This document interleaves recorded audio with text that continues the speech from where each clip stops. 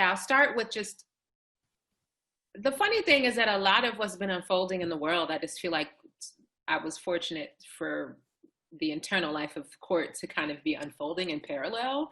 I know that not every workplace is agile enough or aware enough to know they might even need to do that. But I feel really, glad that is the case, because I've been in environments before where, like the first time that Black Lives Matter kind of unfolded, right? Around 2015. Yeah. I just felt like the organization did not know how to pivot. And, or let me say as a whole, even though there were people within it who were like ready to do something responsive. And that was really like stressful. I think as a person who wants to be able to make work in the community that feels, has some sense of immediacy to it. And then also just as a Black person, like as a Black administrator, I just found that really stressful. So it feels like day and night to be in conversations behind the scenes about what our responsibility is as an organization. And as the only Lord on the Southside, like, I just feel like I'm having a completely different, like, a whole other level of conversation, and a really earnest one. So, so I just want to put that forward first. But in terms of just the well-being of young people on the South Side, that's I think at the forefront of everyone's mind. And it was the case even when I started the process for this, to interview for this job. That was kind of at the forefront, was just their awareness that I've always kind of had a community first kind of approach to my work, and have always thought about in a legacy of neglect across, the cultural industries in Black communities. What does it look like for us to even begin to show up? What's the work and preparation that needs to happen even before you show up to do that? So I think they already knew that. And so they kind of knew what they were getting, and they were happy to be getting it, So I think that's a whole different climate to work in than when people kind of want the benefit of your work, but they don't want any of the politics, and they certainly don't want to talk about policy. And I've had that happen before, many times.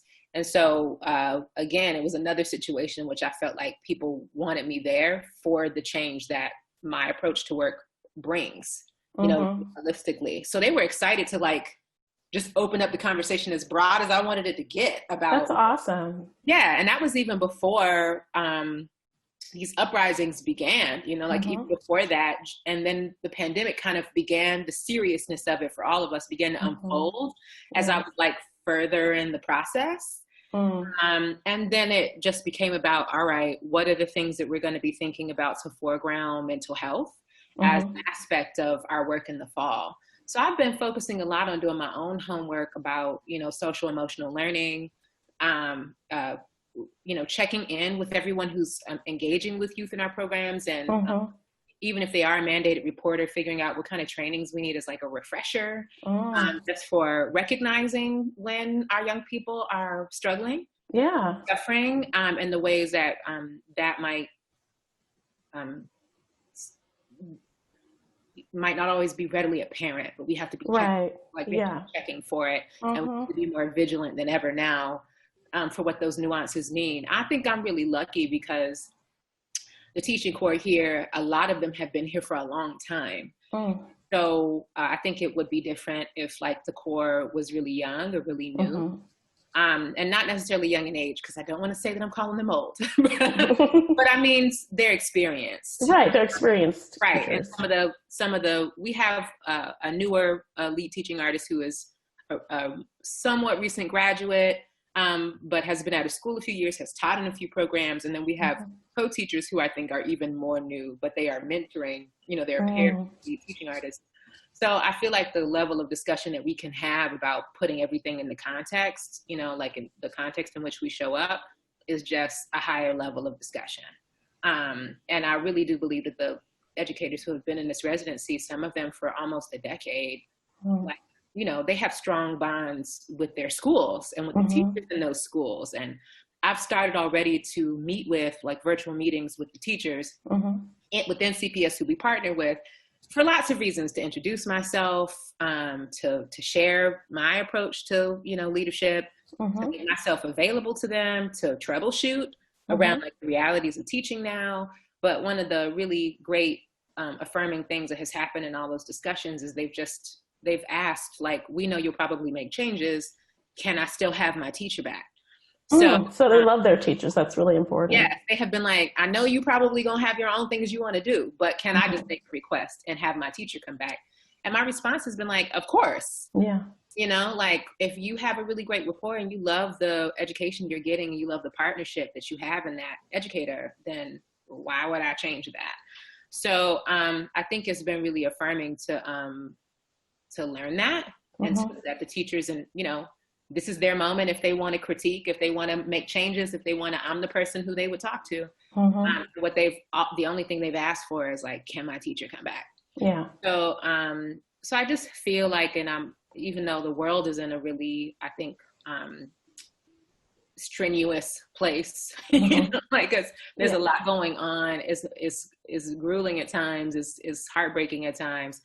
And then invigorating at times. I think at work, I feel like I have a lot of agency and a lot of good energy. And that feels really nice after like many different kinds of ups and downs in my professional life and feeling supported in some ways and then really sort of totally left to my own devices without support in others. So I feel totally supported at Court. And I don't think I've ever had a job where I felt such complete willingness to explore the issues that I think are really critical to doing meaningful outreach. So I'm really upfront with people that like, my agenda is one of inclusion, but more specifically like a POC agenda.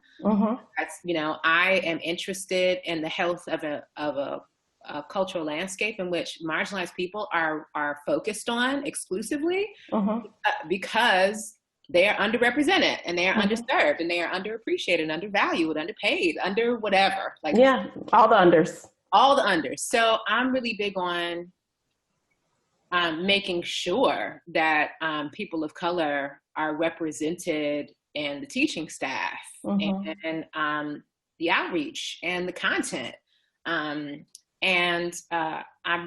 I don't really, mince my words about that. I'm pretty most people who know me know I'm pretty upfront about that.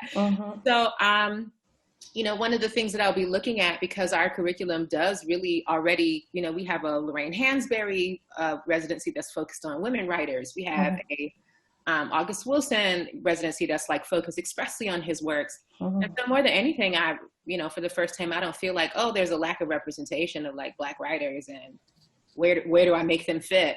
I think what I'll be thinking about is just making our curriculums more intergenerational. Who do I feel like is really writing in that legacy?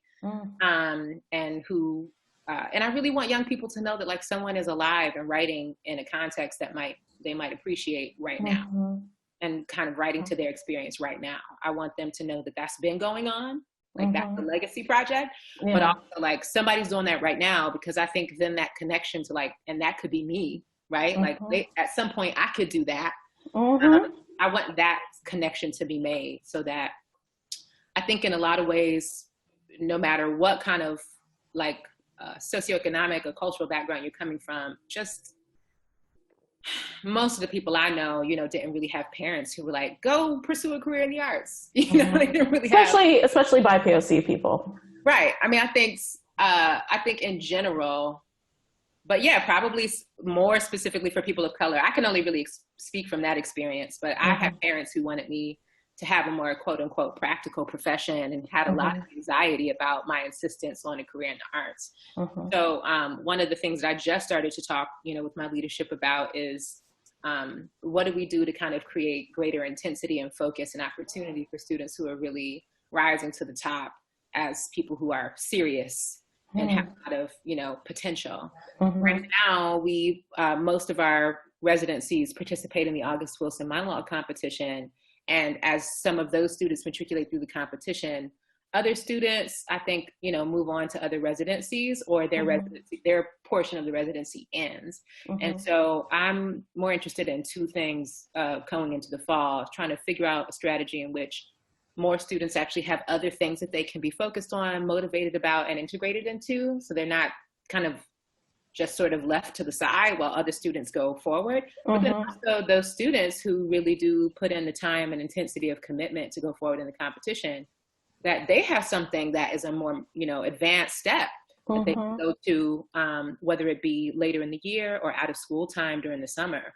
So I've been already, like in my first month, just thinking about those two things to make sure that people feel folded in, and that we're thinking about defining more in the future, in the years to come. What does it look like to have students continue to advance and have opportunities to keep going? And then I know our executive director is really concerned with pipeline and building cultural diversity and ethnic diversity, and just the pipeline of students who are going into the theater industry. So we've had a lot of meetings. Yeah. You said so much brilliant stuff. I don't know what I want to focus on first. I think I'll do the most recent. I'm hearing that there is a responsibility, and this might just be me projecting, but a responsibility to help cultivate the next generation of theater makers. And that's not just actors, but that's also cultivating the next writers, the next administrators, and creating a pipeline that specifically comes from BIPOC people to do this work. I mean, I would say, yeah, there's definitely, I think it's deeply hypocritical for organizations to say, we value diversity and we want to see a future in which more people of color, more women, more queer people, more differently able people have agency in our industry, but we're not going to hire for that. We're not going to train for that. We're not going to create programs that cultivate that. We're not going to do, work in our season that speaks to that. I think it's deeply hypocritical. So I feel very much that as the organization approaches, they were in the middle of looking into the future and planning into the future before COVID began. I know that they have intention to just look far out to think about how to live up, to the potential of being a union house on the Southside, being surrounded by Black communities. I think that sense of responsibility feels present, and that they're thinking and open to, because I think I've opened some conversations up in ways that, they wanted me to. They didn't know how I would, but the space was there for me to have ideas about what it can look like to just keep broadening the ways that we actually live up to those values, right? So I think, when Ron OJ Parson came on, it was really some time ago. A lot of his time with the organization was spent figuring out, how to uplift the stories of Black playwrights. And so I think more than anything, I feel like I have this this foundation upon which to build, which is very different than places where I felt like the soil had never been plowed, and I just had to roll up my sleeves, because if I wasn't willing to do that work to create room, I didn't know if it was ever going to happen or if anyone else was going to do it. And so it feels good to feel like I have, peers in artistic and peers in dramaturgy and peers in education who and in the leadership just overall who are open, who just see opportunity. And I think, especially in regards to a recent statement that they put out, talking about the sense of accountability that they feel we have to be accountable, and that accountability looks like a bunch of different things, not just lip service. Yeah. I think you remind me, there's this Medium article about how women of color are brought into organizations, predominantly white organizations, specifically to make change. And then when they start making that change, there's pushback. They're seen as, or they're painted as unreasonable, as as people who are starting stuff, instigators. But it sounds like for you, they came in initially looking for somebody who wanted to make change. And I'm wondering, what is it about the court that specifically allows for them to be a place that is looking for change? think a lot of things. I think part of it is, knowing that the University of Chicago has had a legacy of not always being in like alignment with the community that surrounds the organization, and like just knowing that they need to do more. And that there is this endless work that needs to be done, I think, to just keep deepening their relationship to the communities that surround and defining what that, that symbiotic relationship is going to look like. I think they've invested a lot in the arts block broadly, across Chicago. So in an effort, I think, to build out that kind of opportunity, using arts and culture as a vehicle to do so. And that's something that I think, even when we met, when I was in graduate school, like that's what I was thinking a lot about, was like, what does civic responsibility look like for a cultural organization? And what does it look like for you to be like literally in a community space, literally where people live? And what are the boundaries of what you can do, right? Like there are limits. But then also, like, have we explored all the possibilities? So I think that's the question that the court is asking itself right now, is just, they have a respected legacy as an organization. Charlie, the artistic director, has been there for quite some time. I think people understand them as one of the few union houses that has decided to really champion Black playwrights. In Chicago, let me say, be specific, in Chicago, in a way that a lot of other union houses don't, or choose not to, or just not to the same degree. And so I think they had already been thinking about, what does the next 25 years look like? I think they were already in that headspace of like, revisiting their values, revisiting their mission for like the 22nd century. And I think more than anything, probably, many things might have prompted that before I came, including, the era of Trumpism. So I think what's happening in our larger world, especially right now, but I think really since 2016, gives you a lot to think about in terms of the role that everyone can play in creating a more equitable world. And where are you trying to put your energy, and what does it look like for you to do that from whatever position you have, whatever platform you have? So I think that was probably already in the mix of like the zeitgeist of the organization. And then I think, the new executive director, Angel, coming from Illinois Humanities, I think also, he was already coming from a place that had like a pretty, hard-leaning social justice component.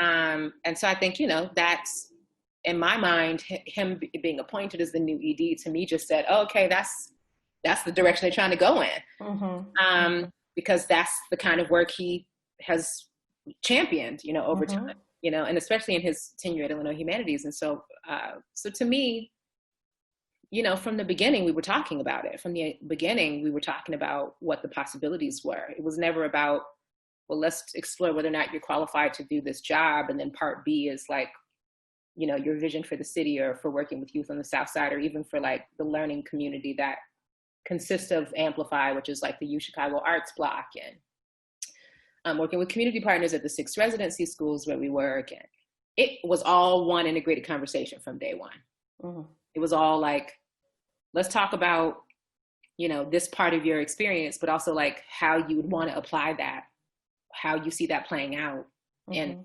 your work. So I think that to me was really a promising sign from the beginning, that they were understanding that as one cohesive thing. And also I felt very much like we were having a conversation about what we would do as a community of people who have a responsibility to the Southside. It wasn't just you. Yeah, it didn't feel like, so when you come in and you're the Black person, what are you gonna do and I have had those kind of moments before. Yeah, we all have. We all have, yes.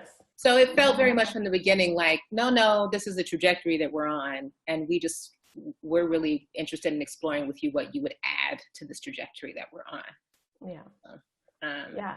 It's so important to have that buy-in from the entire staff, and most importantly from the administration, to do this work. I think it makes it not impossible, but it makes it, I think, really unhospitable. It's not I know a lot of people of color who are in similar situations where they don't feel the support of their leadership. They don't really see inclusion as a value to even be focused on, or if they do, it feels peripheral, or they're more interested in the benefits that come with being seen as people who are interested in that, but their heart is not in it. And their intent is not really there, and it's not sincere. I've seen a lot of people of color I know, like black and brown people specifically, get a lot done, even in that lack of support. I feel like I've been able to get some things done, even in that kind of climate. Well, that's what we do. We turn, chitlins into elevated to fine cuisine. That's what Black people do. Yeah, that's what people of color do. I also just feel like, I'm definitely in the camp of like that chapter has to end. That has to be over. And it's time for asking people of color to participate in what an equitable future looks like, because it couldn't possibly be if they're not part of the architecture, if they're not part of the design. They don't have a voice in what the future of your organization is going to look like, then how can it really be for them? So I'm more interested in like, don't just hire people of color and give them leadership over an area and then expect them to be the ambassador of inclusion. We should all be ambassadors of inclusion. And then that person, of color, hopefully in leadership, has a voice and can bring in other voices of color to inform what an inclusive future that represents people of color more fully and accurately looks like. And I think that is a learning curve. We've talked a lot, privately in the leadership about, I always tell people, like, I don't have to be good at this. Like I say that a lot. I don't have to be good at this. I have really high expectations for how organizations should show up in the community. But I'm also a realist. I'm pragmatic, and I understand that we're not going to be perfect at it the first time we do it. And it's why I'm more interested in what I call, what I regard as serial content or initiative content. I don't want to do a thing one time, and we did it that one time and we felt good about it. And like lots of Black people came and lots of Black people were involved, and we did that thing, and we can come back next February and do it. Yeah, it's almost a tokenism of providing arts. It is that. And so I'm more interested in what can we institute as an initiative and have it be ongoing and have that interaction with communities that you've neglected, because I do see it as neglect. When you say underserved, it's like, you could have served them this whole time. Right. It wasn't like they weren't trying to come to the table. There just was no table like, available. You deciding this week that you care to serve them, does it really mean they're underserved as much as they're just neglected, that you neglected to care about that neighborhood and service in that neighborhood. So I feel like, it's important to be vested in initiatives over time, because that's how that's how organizations get better at knowing how to show up and be of value and actually bring a benefit. And then you also form relationships in those communities, and hopefully a dialogue where people feel like they can be critical, and have a input in what you're giving them, because it is a collaborative effort. So it can't be for you if I don't ask you what you need. Yeah, it can't be prescriptive. Oh, I think that this is what the brown and Black people need. Yeah, I've done a lot of programs inadvertently around colonialism and the way that we program and like that kind of psychology, when it's like, you didn't ask anybody of color, so how do you know that's what they want? I love framing it under colonialism, because it totally is. That's what it is exactly. It's prescriptive, it's patriarchal, we know what's best. What we like is what it should be. I want to talk a little bit about, and you kind of touched on this earlier, about what the needs of art education needs to be, what the needs of art education needs to be. I said need twice. What the needs of arts education are under this time period. You pointed towards social emotional learning, and my background, in addition to arts administration, is counseling. And so that's one of the things that we're looking at in having our students specifically journal about and do personal narratives about their experiences under COVID, with the Black Lives Matter movement. The movement's been happening, but the more tangible changes that have been happening now, and then moving into an election year. And so for us, primarily, it's focused on initially getting that mental health care, making sure that they can share their stories, that they have a way to process. But we're also looking at other ways that we can, participate in this time period. And I'm curious of like what things that you're looking at. Well, I'm looking at a few things hurriedly, just because I feel like the school year is going to happen tomorrow. Right? I was going to say it's tomorrow. Yeah, it's like tomorrow, and there's a lot to think about. There's like the emotional, well-being of our young people who are going through a lot right now, who are seeing a lot, and may or may not be having people to contextualize what they're seeing, and who, regardless, will probably feel stress and anxiety, and may or may not have a constructive place to put those feelings or to process those feelings.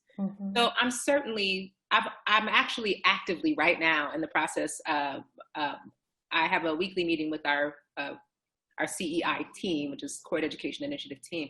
And one of the things we're talking about right now is like teaching style and teaching content, because I didn't want to put pressure on our lead teachers to be like, well, in the age of COVID, when you don't know how much FaceTime you're going to have, and you're likely going to have to switch to all digital learning, like business learning, change everything. Let's make all these deep changes to your teaching. I felt like that would just add a lot of stress. Instead, I've said, what is the culture of your classroom? How do you manage your classroom time? How do you manage these, the outside influences and disturbances that come to impact our children? Because on the Southside, that's the thing, even before COVID, even before Black Lives Matter. Black lives They're are already living to an extent in a war zone, and people aren't acknowledging the vicarious trauma that our children are holding around, and also the racism that is a stress factor that our children are holding. Yeah, I mean, these young people are experiencing systemic, racism, are experiencing systems of oppression come to bear on them before COVID.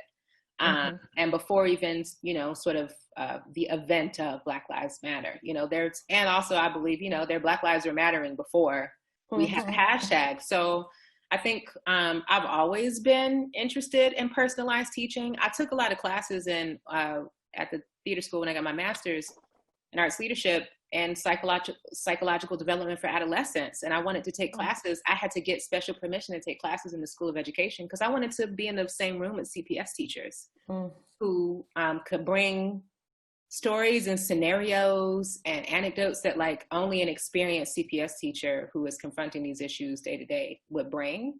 I wanted to be able to hear what they had to say. And I remember my faculty not being like super supportive or like fully even understanding why I wanted to do that. But I knew even then, back in 2011, that I was committed to working with the school system and committed to like in-school enrichment or out of school time, programming. And so I wanted to understand how I could show up better for teachers who were dealing with a lot. So I think I've always really wanted to be able to cultivate things that feel, focused on personalized teaching. What are the ways that we create? And that's a lot of what we're talking about in these meetings. Let's pivot our curriculums to focus on the things that we can do best in a digital environment. Let's reduce or eliminate the things that we know just won't work in real time over Google Meet. But then let's also be making room in that space for reflection, for expression, and for putting things into their own context. How do we take the questions in this curriculum and bring it back to their day-to-day lives, and then leave room for this processing to take place? And then what are the things that we can do? Because digital technology really does create a lot of opportunity around like narrative-driven, content. Most of social media is like, the story you want to tell about your life. So I think that young people have a lot to say. And when you give them a vehicle that really meets their needs, they have really compelling content to give. And so I'm also, wanting to explore with our teachers, what can we actually offer in terms of like digital platforms for that expression? What kind of assignments can we give that can kind of come out of the classroom into their daily lives and then loop back for deeper expression that you actually just can't get in real-time engagement? So I think rather than looking at us having to be online for either a great deal of the time, if not all of the time, because I know that's still being decided by CPS, I'm more interested in like looking at the benefits of what we can only do this way, rather than approaching it from, you know, the attitude of like, we are losing so much of what we rely on to be able to have an impact. It's like, no, we can just pivot how we think about impact. So when we talk about social emotional learning, a lot of what I want to be able to do is really just like, I think, awaken to our educators, some of them formally trained, some of them not in teaching, the ways that they're already showing up, because they have had to deal with some students who have like very intense food insecurity or housing insecurity needs. They've had to deal with students who are dealing with, you know, trauma from the death of a classmate or the death of a community member and a shooting. And so I think they're already probably exercising a great deal of intelligence and skill around showing up for our students on an emotional level, and responding to these very unique, you know, predicaments, because not every child in America is experiencing this kind of difficulty. So for me, I just want to highlight that you're already doing it. Here are some tools so you can keep, you know, enhancing it. And then here are some digital tools where we can really amplify voice for young people and give them a space to do that.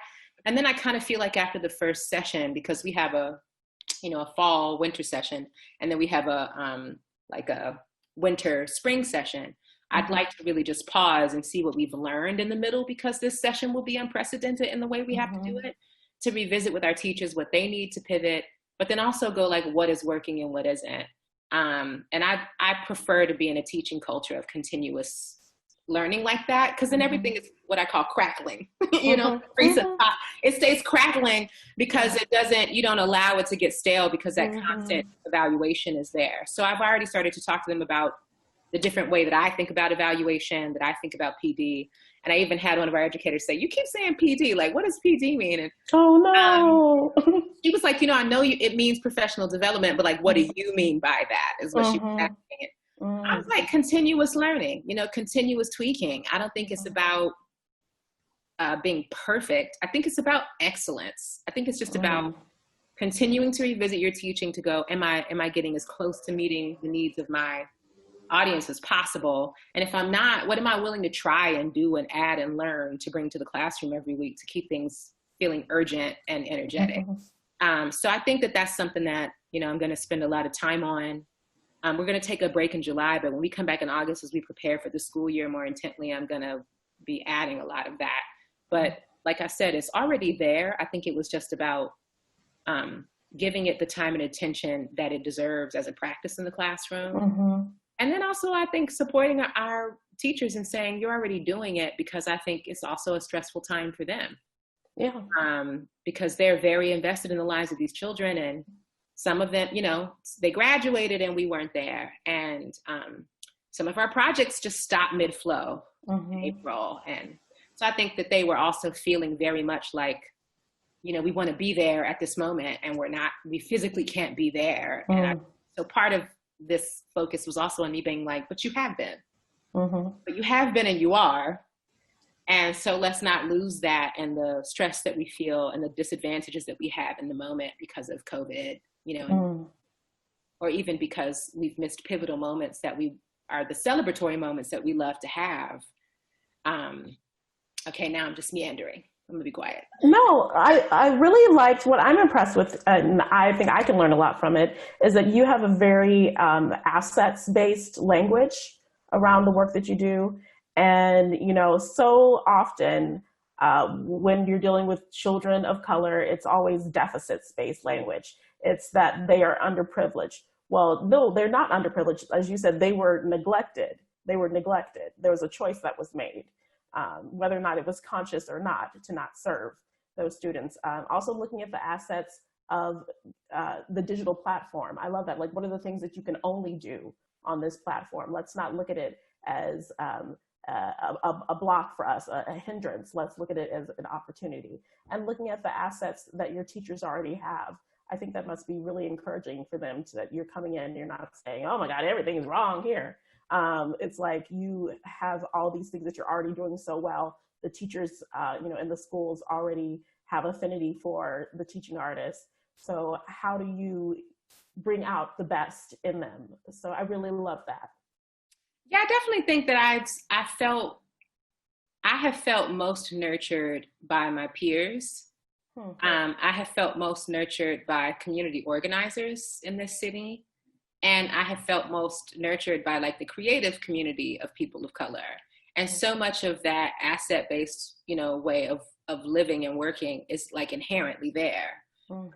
You work with what you have. You build legacies based on the wealth is already there.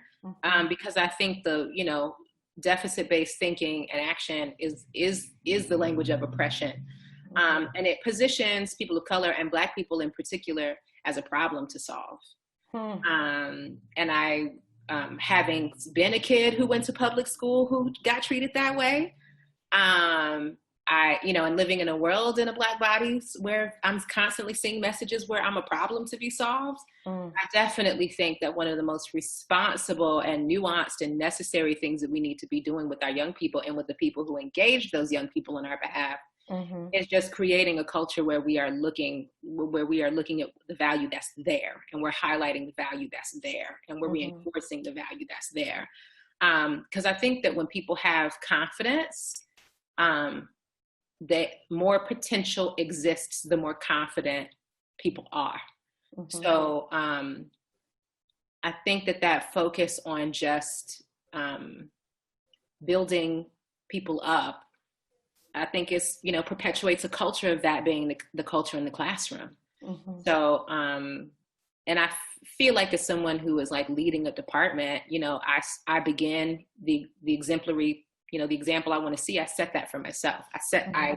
Not everybody I think is that critical of themselves, but I am. I put a lot of pressure on myself to be a good example, knowing what it was like to have a lot of my scholastic and professional life be surrounded by maybe not so great examples or really traumatic examples.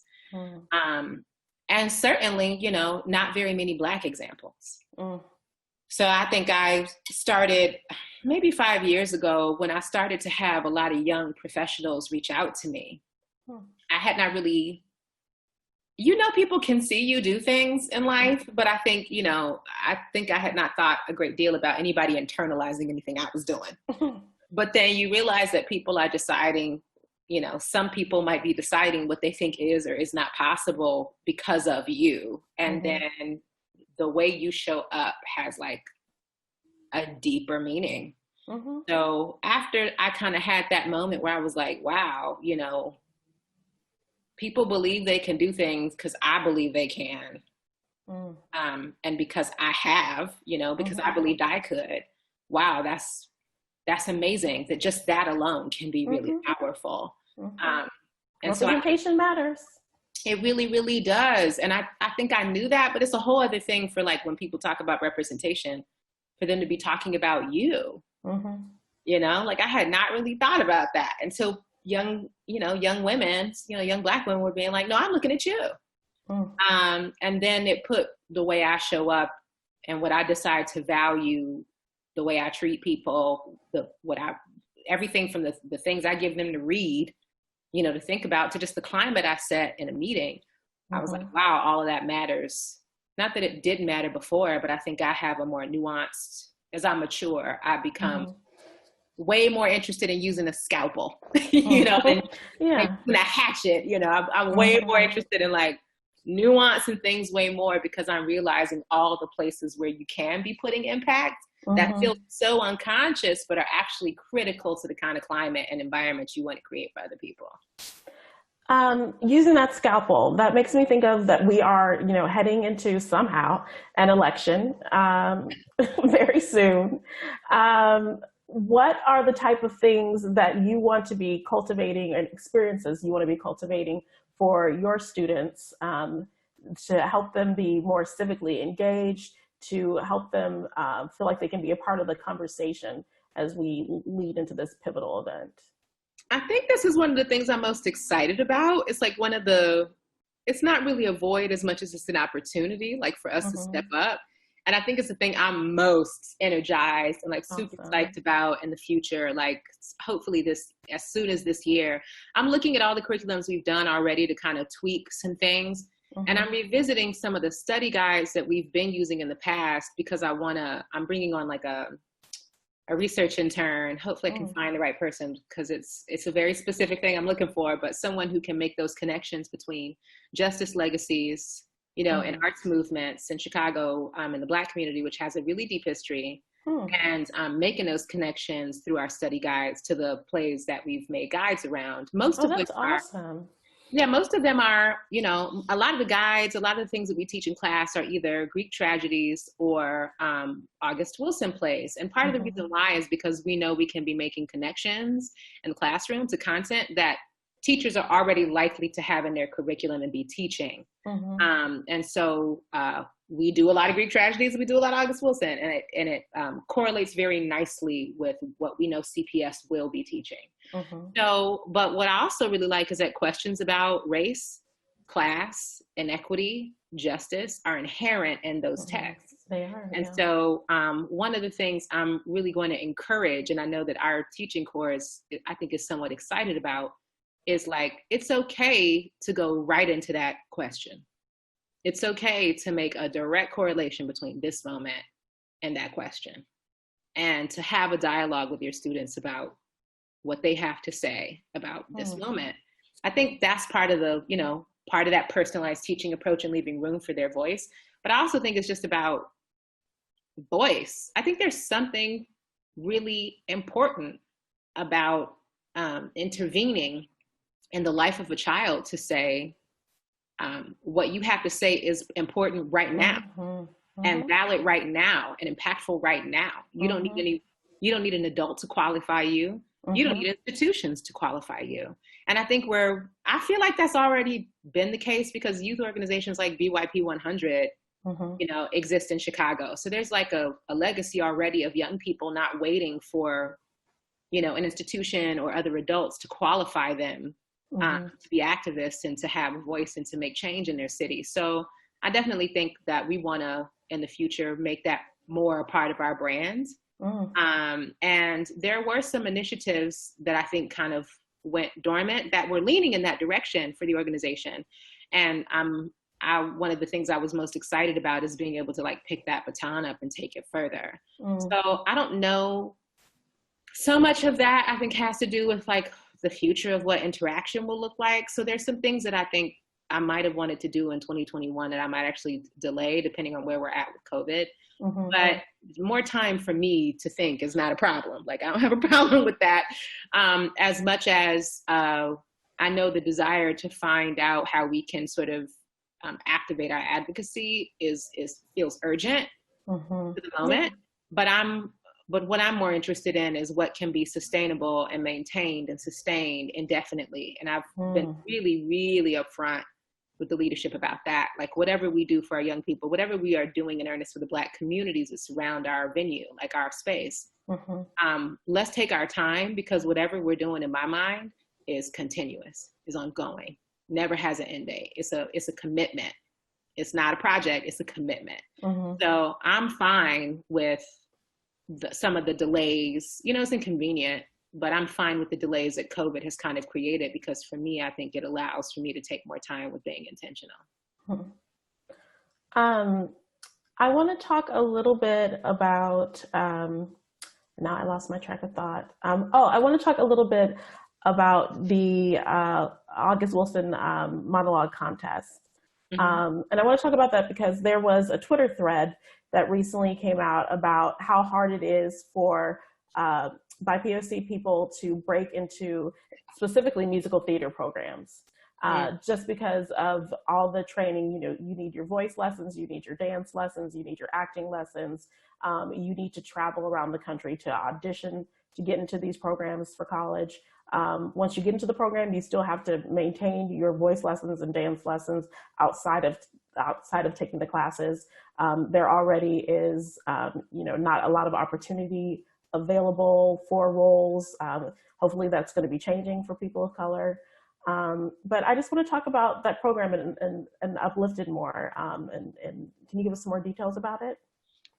Well, I think to some degree I hesitate to say too much about the future, just because Okay. because we actually have a meeting scheduled for next week to talk about what the competition is going to look like this year in the age Okay. of COVID. And so I actually don't know. I do Okay. not have the answer in this moment as to what this coming year's competition is going to look like, because it's obvious that there will need to be changes because it will only be online. But I will say this. I do think it creates an incredible opportunity to introduce students who are not already sort of indoctrinated into these kinds of opportunities to access, broadly. I will say some of the residency schools where we work, like Kenwood, we do work at Kenwood, we do work at King College Prep. They do have other arts partners who do arts engagement.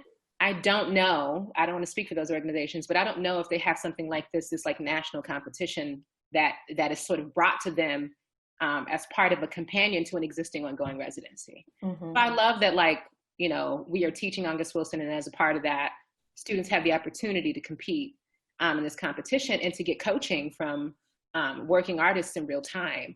I think that's something that we're never going to change. And if anything, under my leadership, I hope to be able to grow and enhance. Is this one-to-one coaching for students who really want to have an opportunity to pursue a career in the arts. And I'm hoping to broaden that not just for performance, but also for theater, for the theater industries broadly. So what if you're interested in dramaturgy? What if you're interested in design, costume design, scenic design, lighting, sound design? And what if you're interested in direction? So I think more than anything, I'm seeing all the places where we can grow the opportunities for one-to-one interaction or coaching, or even a more intense experience, like an intensive. You're right. There, just like in every other place, every other industry there is, you have to kind of come to the table with a certain level of privilege baked in to even take part. And you're right. All of the stuff that you talked about, I did that stuff as a kid with a single parent in a lower income community. It was a struggle, and I had to work. There was a point in my, adolescence where if I wanted to be able to continue to do those things, I had to work to be able to subsidize them. So it really put a lot of stress on me in high school, because I knew if I wanted to go to a drama conference or be in a competition of some kind, or even audition for a show, I had to think about how that would affect my after school job or my summer job, because I relied on that income. So I know that many of our students have similar issues. If we're going to create a summer intensive, you might be relying on income from a summer job. So how do I turn this into a paid opportunity? Because you need to be able to do it for free. And how can we be offering, other kinds of support or coaching or opportunities, and be subsidizing you to do them, because the income might not be there for that to take place. And so we do absolutely intersect with these issues of class privilege, because it was the same case, it's the same case in terms of internships. Not everybody can do an unpaid internship. We might not have a parent or guardian who can subsidize us and our livelihood while we develop ourselves. I know I didn't. I never had the opportunity to do free internships. And I even turned down some things that I wanted to do as a young adult because I just could not make it feasible, because I absolutely had to work. So yeah, I definitely think that as we grow anything that we're doing with students outside of class time, they're not going to, right now, I think what's beautiful about our residencies is we come to you. We come within the timing that we set up with your class time, to make sure that you have access to this. And so we're making it as easy as we can possibly make it for you to take part. We're integrating it into the learning that you already have ongoing in your classes. So if you're in the class, you have access. And for those who move forward in the competition, we continue to coach them all the way through. That's awesome. Yeah. So, I think what I'll be thinking about is how do we just broaden that in a lot of different ways? And how do we actually take more advantage of out of school time, after school time, summertime, close the gaps in those things, but make them feel really possible and feasible, and acting as an opportunity that is focused exclusively on students in Southside zip codes. So I think that's something. I think that the August Wilson monologue competition has been a great partner. Our theater has certainly championed that competition because we both have really strong legacy sort of honoring August Wilson. But I see it as a seed and as a platform on which to build, greater opportunities, and then also, closing the gap on opportunity. So I want to back up and pretend that we're at the beginning of this and get just like basic stuff. And then we can like have it edited. Yeah. So basically I just want, I'll say I'm here with Kamilah Rashied. She is the new director of education at Court Theater. Kamilah, can you tell us a little bit about Court and your education programming? So I'll say that in a second. Let me do it again. Okay. So hello, I am here with Kamilah Rashied. Kamilah, you are the new Director of Education at the Court Theater at the University of Chicago. Kamilah, can you tell us a little bit about Court Theater and your education programs? Yes. I will first do the spiel about Court. Not to sound obnoxious, but I think for anybody who doesn't know, the Court Theater is the professional theater at the University of Chicago. Is dedicated to innovation, inquiry, intellectual engagement, and community service. And they function as the university's Center for Classic Theater. And we mount theatrical productions and audience enrichment programs in collaboration with faculty. And soon we're working on a lot of things that we want to be able to do more with U Chicago students. And these collaborations often look like us re-examining classic texts that we think are enduring and provocative and that really speak to the human experience. So that's kind of what we do as a theater that is connected to, a scholastic institution with, as part of the University of Chicago. In our CEI, Court Theater Education Initiative, we do a couple of different programs. We do student matinees, we do an artist in the school's residency, and then we also have, we do play guides for the classroom as a teacher resource. This often acts as a companion to our residencies or to our student matinees. So teachers have guides that they can use to kind of acquaint and support their students in the classroom so that they feel like they're fully oriented before they come to see a play. And then we also have opportunities for them to be able to do that as a part of our residencies, even if they're not ever going to a matinee, but usually those things work in combination. And then we have an initiative called, in addition to that, Southside Youth Performance Fest, and it got canceled this year because of COVID, because when we wanted to have it was right as things were kind of exploding. So my hope is to be able, once I better understand what kind of human engagement is safe, to be able to bring it back in a more expanded way in the summer of, spring or summer of 2021. And to expand, my desire is really to expand who's involved, because it usually mostly appeals to students who are actively in our programs. But I think we have some great partnerships in the community. And we certainly, I think, could open it up to students, young people, anybody under 18 broadly.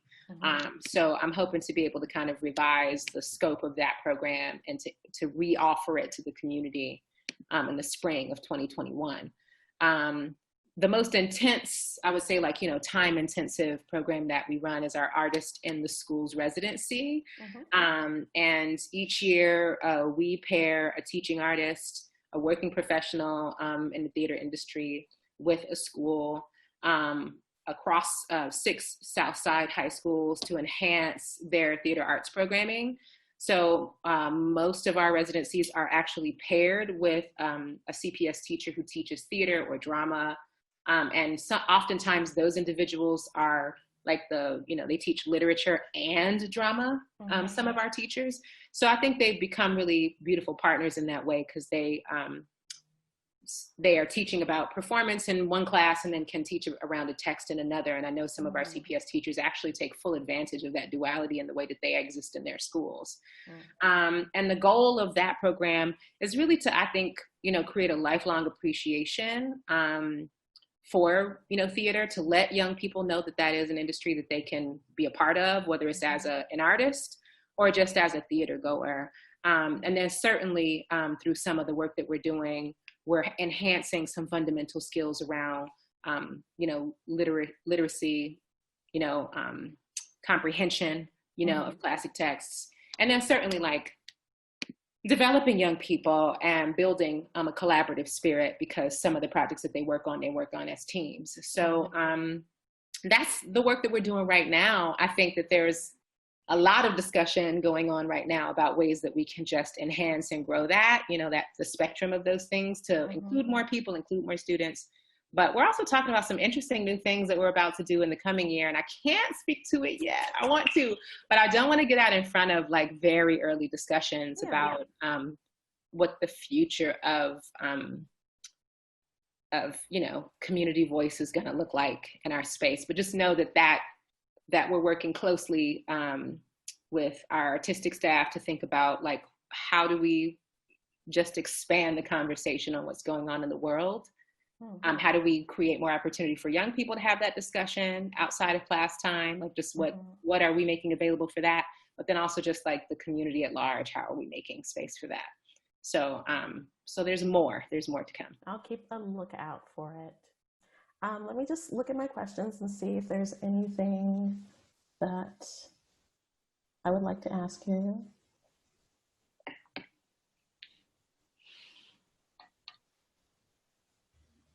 Oh, here's a good question. How do you practice self-care and how do you encourage that in your colleagues? Listen. I have struggled with that over the years. I have not always been good at it, but I have to tell you, I've gotten really, I think, pretty good at it these days. Good.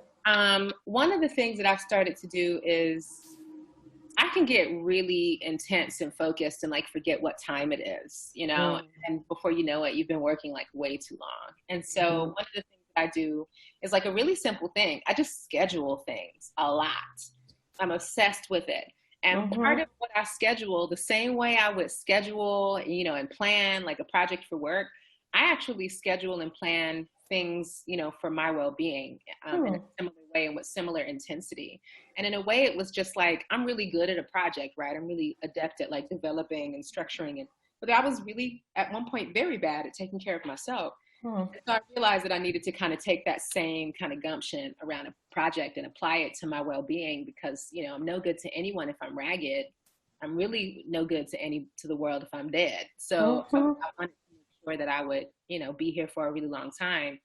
So I make time for, in the morning, I have, rituals that just get me ready for the day that are good for, I think, my mental and emotional and psychic health and spiritual health. I try to eat really well. I have had some inflammatory, health issues that really came from just like stress and not enough sleep and eating poorly. So really the last 4 years in particular, I've been very strict about making sure that I could bring food into my life in a very intentional way, so that even if I'm on the go or in a hurry or, don't have a lot of time, I can still put something in my mouth that is healthy. I can still make sure that I've prepped, and that I have things on the go that are actually really good for you. I try to make sure I get sleep. Sometimes I'm not the best at that. When I have a lot on my mind or when I have a lot on my plate, I can be really sleep deprived. But I'm trying to get better at, through the scheduling, to just make sure I know when to stop in the day. And one of the things that I've started to do as a ritual to kind of like clear my mind of things so that I can wind down is I have like a wind down period. There's a moment in the day where I'm like, you're done working, and now for the next hour, you're winding down. So I could either ride my bike or I'll take a walk. Sometimes I meditate or I'll read a book. I may even call a friend, but it's just about switching gears for the day to get out of work mode or anxiety mode and get into like personal care mode. And that adding these wind down, wind up hours in my day, like has really, I think, been great.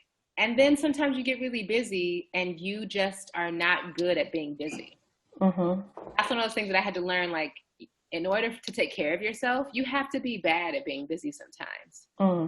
So don't be afraid to say, I can't meet at that time, because it cuts into like me being able to have a meaningful lunch.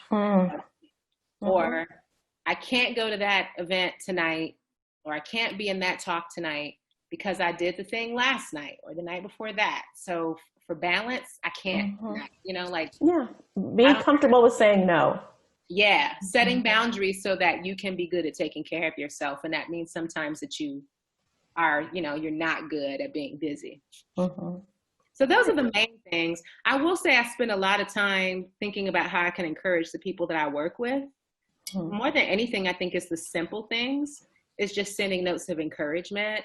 I think it takes people some time to get used to working with someone who says, you're doing a great job. Just for no reason, just you're doing great. And then I also believe in making room, you know, for check-ins. So in all of our meetings, you know, we check in, and then people know that they can say however they're feeling or where they're at. That's great. Just leaving some space for that. And some like authenticity, you know, is inherently there, like creating an authentic environment. Because sometimes I'm the one who's saying, you know, I'm not great today, or I'm tired, you know, or I'm distracted, like just FYI. Yeah. But I also feel like they can say that too, you know. Well, you're modeling that for them, and that's really important. And you're showing them that like this is an okay space to bring your entire self, which is so important. Yeah, I think that there's one of the most paternal things you can do, and one of the most oppressive, you know, cultures that is common in workplace culture is like, you know, come here and be here 40 hours or more a week, but like, don't be you. Don't be yourself. Don't be a parent, you know, don't be struggling financially. Don't be tired. Don't have family members with illnesses. Don't have your own chronic illnesses, you know, like show up and then don't be you. And I think it's really one of the cruelties of capitalism that we have prioritized clearly. I think in this moment, you can see how capitalism is prioritized over people. And then you can see also the damaging effect of that, the traumatic effect of that. So I'm really big on, you know, if you have an ailing family member, let me know what you need and we will make adjustments. If you are not well, certainly, you know, let's act like that is the case. If you are struggling financially, let's act like that is the case. But we've built up all this shame around being a person at work, and I'm not in favor of it. Thank you, Kamilah. Thank you.